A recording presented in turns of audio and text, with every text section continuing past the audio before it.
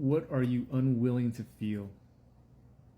Are you suppressing certain feelings? Are you lying to yourself? Sadly, most of us do. We're kind of trained that way. As kids, we start out blurting out everything that we feel, all of our ideas, anything that comes to mind. And after being chastised and reprimanded and scolded, we start to realize, like, oh, I can't just say whatever I feel. I can't just, state in my opinions and my ideas. I gotta filter them, and I gotta kind of censor myself. And in certain social contexts, this makes sense. But if we're not careful, we could end up spending years of our lives in a terrible relationship, in a terrible job, because we're so out of touch with our feelings. We're lying to ourselves. We're not allowing ourselves to feel feelings that would threaten everything we have. And it's the more you have to lose.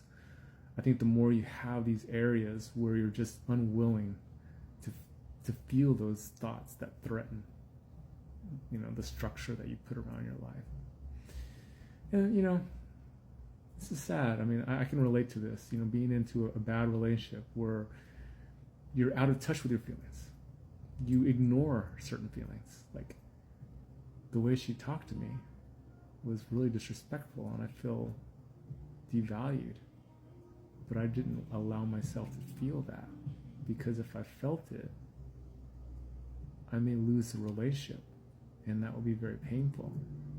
But at the same time, it might be just what I need. It actually is what I need, so that I could be in a good relationship, with someone that celebrates me and not just tolerates me. As an example, I mean, it could be relationship, job, anything. If you're not in touch with your feelings, if you're lying to yourself, that's essentially what it is. And I'm like, how can you, lying to yourself is like driving without a compass or a map or GPS or something, How do you know where you're going to go? If you're lying to yourself, how do you know where to go when it comes to getting into the right relationships, getting into the right career path? If you're not even honest with yourself, sitting here like, I feel tightness in my chest, I feel heaviness, I feel depleted when I'm doing this work, I feel, when I'm around this person, I feel, like I said, just constricted. These feelings are so important. Being willing to feel even the feelings that threaten what you have, maybe especially those feelings are the ones you need to feel. So that's why I say I've just basically found this question very helpful, to just make sure, is there certain feelings that I'm blocking? And I could definitely say that I've gotten a lot better about this. So it's definitely worth revisiting. I put it out as a poll, this question a couple weeks ago, and I put 2 possible answers because that's all you're allowed to put, and I'm very general. Unwilling to feel negative emotions or unwilling to feel positive emotions. And not surprisingly, negative had the most votes, but I was really surprised by how many chose positive. 40% said they're unwilling to feel positive emotions. And at first I was like, why wouldn't you want to feel positive emotions? That doesn't make any sense.